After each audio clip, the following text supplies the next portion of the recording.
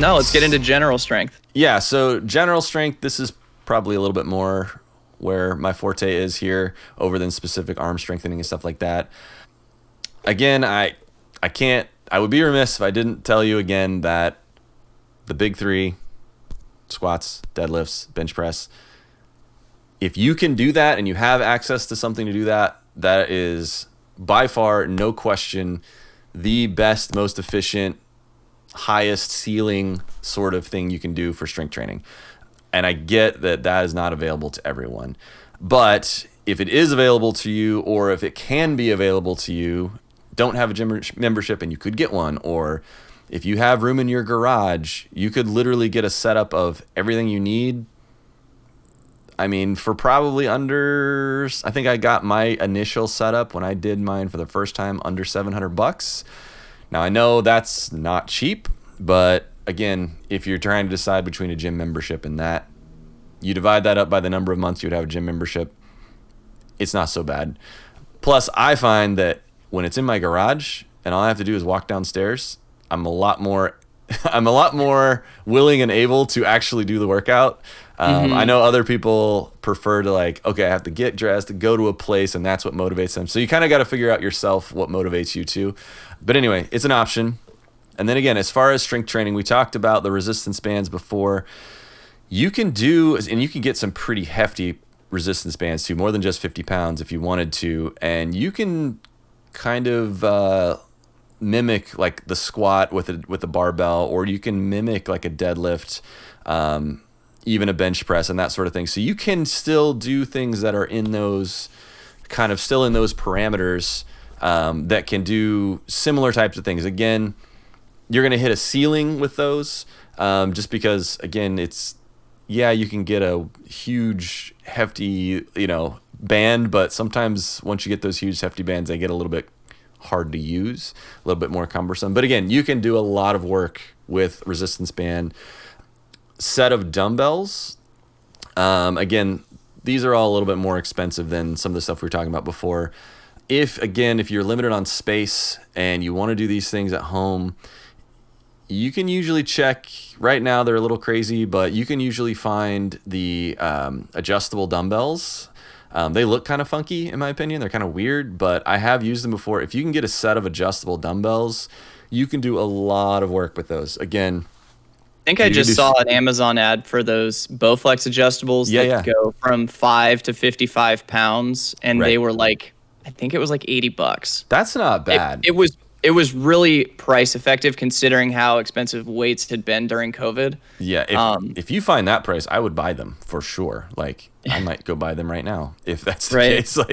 I've got some where I can take them on and off. I've got little loadable dumbbells, but yeah, that's huge. Again, tons you can do with it, especially if normally you would do nothing in your off season, and now you're going to do this as something. This is a very good something. So I would definitely try to find some of the things like that. And then again, even if you're trying to be even more cost effective than that, it sounds weird and it sounds very I don't know, backcountry. I don't even know what you want to call it, but literally go to Home Depot, go to Lowe's. You can buy sandbags, and you can load those sandbags to probably, I don't know, I would guess 60 to 70 pounds if you wanted to. You can do so much stuff with a sandbag. Throw it on your back and do squats. Honestly, throw one on each shoulder, right? You can do squats. Pick them up from the ground like a deadlift, or, especially if you're using something like this, like a sandbag or something like that, that's a little bit, it's not quite as evenly weighted. You can look up things that are, it's an area of strength training or strength, competition called strongman. You can look up some strongman exercises. So there's a lot of stuff that involves picking stuff up off the ground, or just carrying it over a distance. And that stuff will be hugely, hugely helpful, especially again, if you're not doing anything already. That stuff would be huge too. And all this stuff is going to make, so for when you talk about general strength, it applies to everything. If you are generally stronger, you hit the ball harder, you throw the ball harder, you most likely, just because you're used to moving your body more often, you're probably more flexible, and you're probably a little quicker to move too. So I cannot emphasize enough, general strength training is going to make your game just better all the way around. And also the idea of general strength training, usually, unless you just eat just a crazy amount of food, it's going to make your body composition a little bit more favorable as well. So you're going to be a little bit more muscular, a little less body fat, even if you stay the same weight, even if you don't gain or lose. So again, more muscle, less fat, you're going to be a little easier running around. If you lose a little bit of weight, like again, I was telling myself I was 220. I'm now down to 210. I definitely feel a lot better on the field. If I am not quite as strong, it's pretty negligible at this point. It doesn't affect how hard I can hit. At least it's not as far as I can tell, and that sort of thing. So again, gaining general strength can help you with that body composition as well. So maybe your muscle goes up, your fat goes down, maybe you lose a little weight. Now you're a little quicker on your feet. Now you can jump a little higher for that line drive over your head.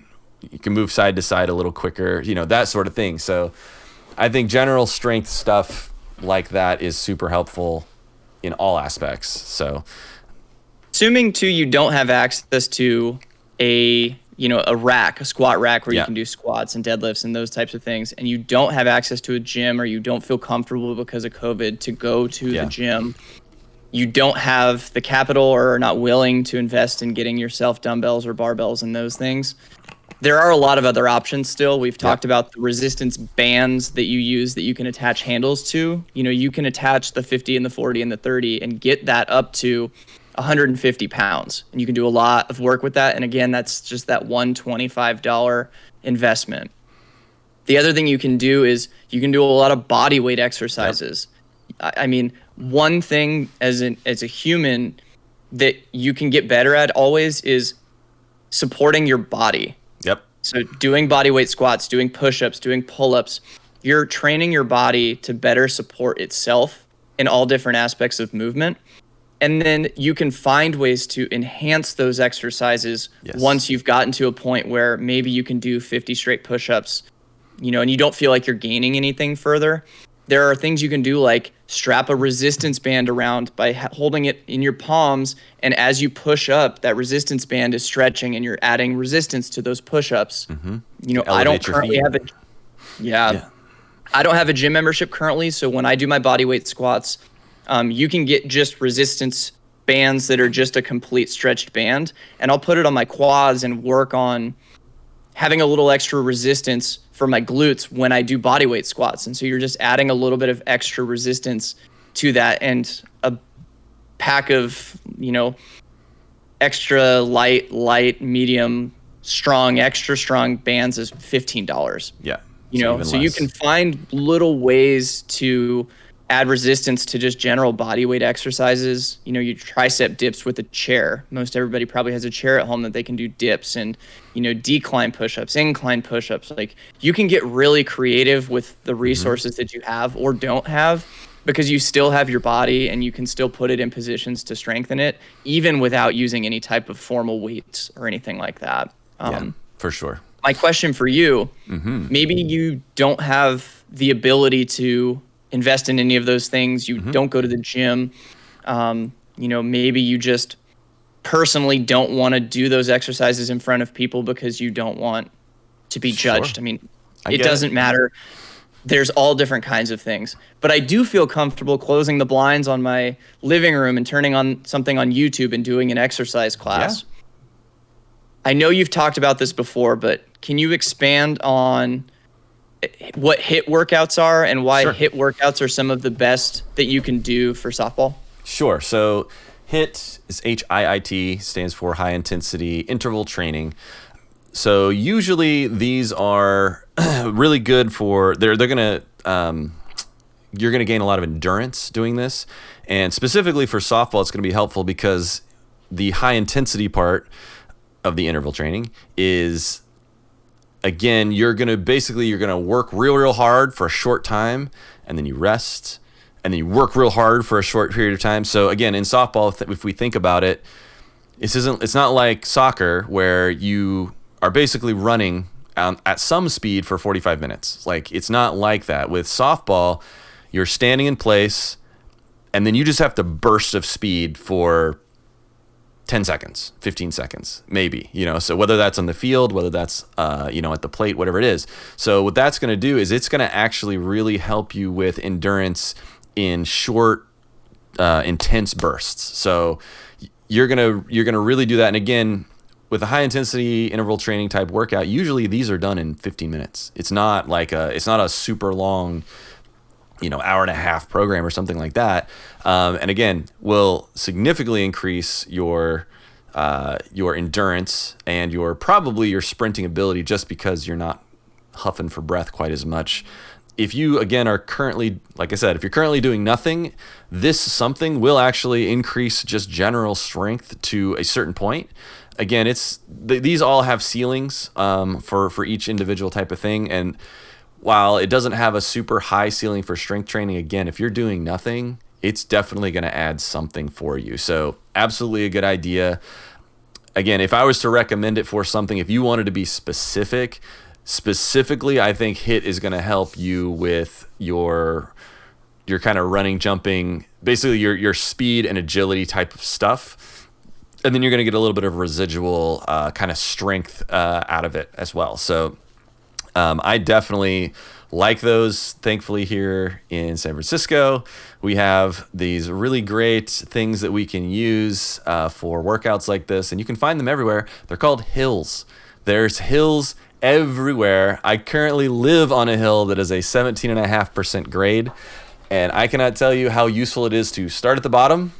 You sprint for 10 seconds, and then you stop and you just gas for breath for 30 seconds, and then you sprint 10 more seconds.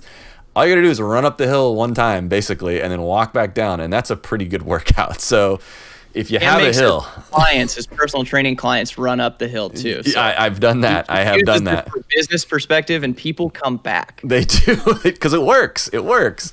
But yeah, it's, again, if you don't live in a place like San Francisco that has hills like that literally everywhere, drive around your neighborhood, usually you can find a hill. Sometimes, I remember back in Illinois where it's ultra flat, is a lot of times there would be like a retaining pond like next to a shopping center or something like that, where they would build up, basically like the two sides would pyramid up 40 feet or so, and then inside of it's basically a pond to catch all the water for runoff of parking lots and stuff like that. Easily could run up and down that thing a number of times. Famously, again, I'm from Illinois. I'm a big Chicago Bears fan.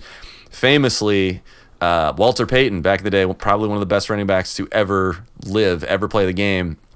That's what he used to do. There's actually a place that was not far from where I used to live that was called, I think it was called Walter's Hill or Peyton's Hill. I can't remember. It was one of the two. It was his name because it was literally the hill that he would run all off season. He would sprint up and down this hill all off season, and it works for him. That's for sure. So, I mean, Jerry Rice here in the Bay Area made famous his hill workout that he would do every single day as well. So, you've got two of the best football players that have ever played the game that vouch for running hills consistently for their strength, their speed, and just general fitness. Yeah, and again, both guys were fast and strong. Now, granted, they did other things too, but they were both fast, strong, agile. Like, those are all things that translate to being a better softball player as well. So it's not just like, oh, well, I found this football workout, it doesn't really work for me. It absolutely can. So again, if your body is getting stronger, faster, fitter, more, have more endurance, all of those things are going to translate to the softball field for sure. So the last piece that I want to talk about, which I think is probably the smallest aspect of strength training, but I would argue is one of the most critical from personal experience, is flexibility and stretching. Mm-hmm. A perfect example is I, in my college career, dealt with consistent hamstring issues, which is probably one of the most common softball issues you see out on the field. People pop their hamstring, they pull up lame, and they're like, man, I can't walk right. I had that problem in college too. It seems like every other season I would just pull my hamstring, and it's not like what you guys get at the softball field where you kind of, it just hurts for a week or two. I had one where I literally couldn't lift my leg for like 4 weeks. Yeah. It was a pretty significant one.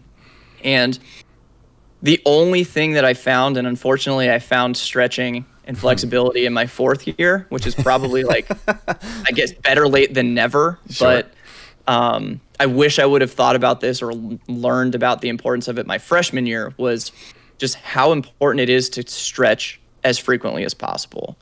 And we're not talking about just like bending over and touching your toes.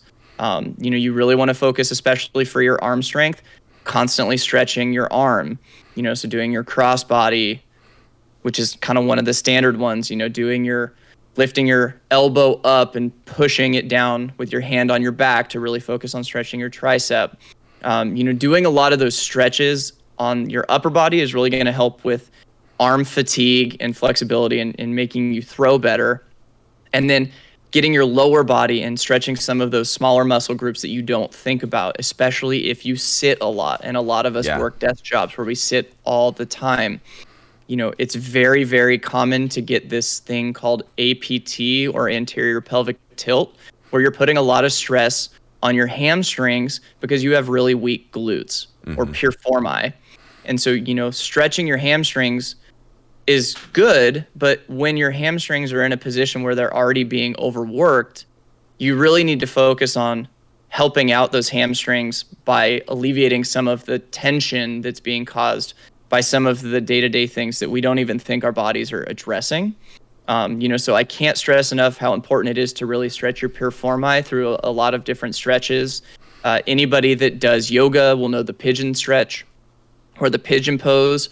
That's a really great way to stretch your piriformi. I'm sure Cam can give us a lot of other ones as well, but I think one of the things that you can do in the off season is build flexibility, and it may not provide immediate major returns as far as like elevating your game.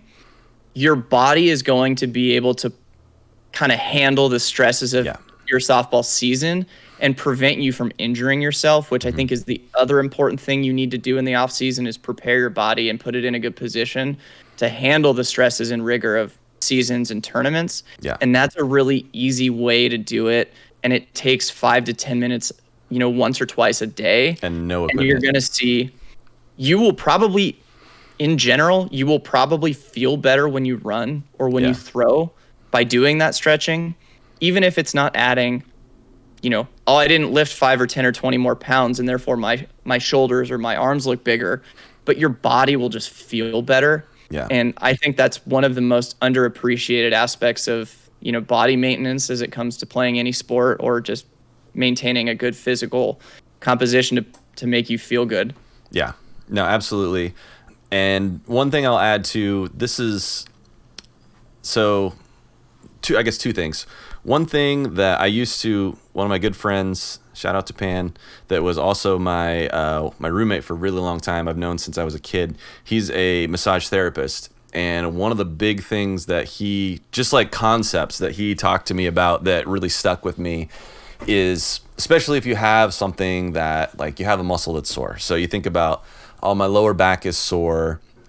Or one of the big things that was interesting to me is I used to have, it would feel like, it wouldn't quite be a cramp, but it would feel like the arch of my foot was like really tight.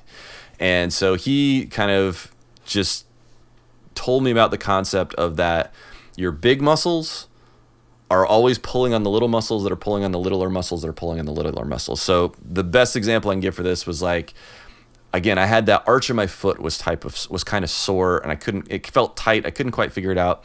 And he just instructed me. He said, the problem is most likely that it's either your calf or it's your hamstring or it's your glute, because those are all bigger muscles that are all connected, basically. And so he's like, so an example would be your glute is kind of tight, so it pulls on your hamstring, but your hamstring's a pretty big muscle, so it can handle it. So it pulls and puts pressure on your calf, but your calf's is still a pretty big muscle too. But then where all that stuff attaches at the end, kind of in the middle of your foot, is where you'll feel the pain. And so whenever you start feeling a pain like that, or you feel like, man, I really just can't get, like, I can't get my forearm just won't stretch out today. Think about your bicep, think about your tricep, think about your shoulder muscles, getting all those loose, and then all that stuff will loosen up and it'll allow the smaller muscles at the end of that chain to stay loose. So just a good kind of I guess strategy to think about when you are thinking about what you're trying to stretch out or what you're trying to stay loose, or if something is sore. Second thing I really like too, mostly what Jason was just talking about, a lot of that would be considered static stretching, which again is very helpful, especially, and again, for some people, it's the only thing that really works. Static stretching works a little bit for me, but I found that more active, or I guess you call it active or resistance stretching, is what really helps me. So like I can like pull my foot back and kind of try to stretch my quad and it'll kind of stretch out. But what really helps for me is if I kind of get in that position and then I actually try to push my leg away while I'm pulling it back with my hand. And basically what it's doing is causing that muscle to really, really flex. And just do that for like a second or two and hold it, let go, second or two, hold it, let go. And that, for me at least, really loosens up whatever muscle I'm working on too. So again, you can definitely implement both strategies. And at least what I find from some of my clients and just other people I've worked with in the past, that some people are very on one side of that spectrum or the other, and some people are in the middle and they both help in different ways. So try out all those strategies, again, just to try to feel loose and just able, because again, if your muscle is a little bit tight, and sometimes you can't even tell, like if you don't think about it, if it's a little tight and then it tries to get pushed a little too far because you were trying to throw a ball really hard, really quickly, or you swung a little off balance or whatever, then that's when it puts extra stress, and that's sometimes you can pull a muscle or whatever it might be. So just having those warm and mobile is always a good thing. And again, it's a thing you can do by yourself. You can do it at home. I mean, you could do it at your office. Literally, I mean, unless you work at some sort of like slave driver, like you can get up, every couple of hours for 15 minutes, or whatever. You can go, you have a, when everybody's taking their smoke break, don't smoke, kids. That won't help your softball game. If everybody else is taking your smoke break, just walk around and stretch out a little bit. Just move, just get moving. Take a walk, stuff like that. I think just hear that, Jay-Z? Take a walk. Take a walk, Jay-Z. Yeah. So I think just trying to be more mobile than you currently are is always going to make an improvement. And then once you're a little bit more mobile, try to be even more mobile than that. And then again, build. That's what it is. You have 4 to 6 months of an off season, most likely. You can get a lot of things done in 4 to 6 months as far as changing your strength, your endurance, your speed, your body composition, whatever it is. Like a lot of that stuff can be done. And again, you can do it a step at a time because you got a lot of time, What I got from all that is take a walk. You'll feel better and your on-base percentage increases. True. And sometimes you don't even have to have 4 balls to do it. Sometimes you can do it at the office. Anyway. I think that wraps up strength training for the off-season program. I think it does. Yeah, I think we kind of covered it. Again, if you guys have any additional questions, please leave them in the comments here. We're on it. We've got our Facebook page now. I think that's where most people are going to be engaging us anyway. So stop in there, give us a like, drop a question. We'll try to respond as quick as possible. We're here to help. That's the whole idea of this podcast, is to pass on any knowledge we may have to the community or start discussions or whatever it might be. So please do. Jump in there on Facebook. Make sure to like the page or follow the page. We still got a couple days left before we'll raffle off some free Riot swag. Again, thanks, Ryan, for awesome. willingly throwing up some Riot swag. So follow the page. This is the first of a few pods that we'll record about off-season training. We did strength training today. We're still going to cover speed and skill training. Skill training, we'll jump into things like batting practice, things you're focusing on. We're going to get into tee work, different things like that, as well as fielding stuff. So, any new questions that cover strength, we'll make sure to cover those. We've got some questions we've already received about the stuff we'll talk about in the future, but happy to continue to engage with the community and just kind of talk through different things, new ideas. That's what we're here for. Absolutely. And we want everybody to be better. So that way competition rises all the way, right? High tide raises all boats. That's what we're trying to do here. So that's what we're trying to do. Ancient proverbs. Ancient proverbs. I like ancient proverbs. We've done a couple today, right? So we've got high tide raises all boats. We've got amateurs practice till they get it right, and professionals mostly practice this is till they you. get I it don't wrong. get any credit for this. That's okay. You could, whenever you have ancient proverbs, please drop them in. Thank you for watching, everyone. We really appreciate it. Depending on what platform you're watching us on, like, subscribe, leave us a comment. Anything you can do to let us know that you like what we're doing here. We really appreciate it. We'll see you next time.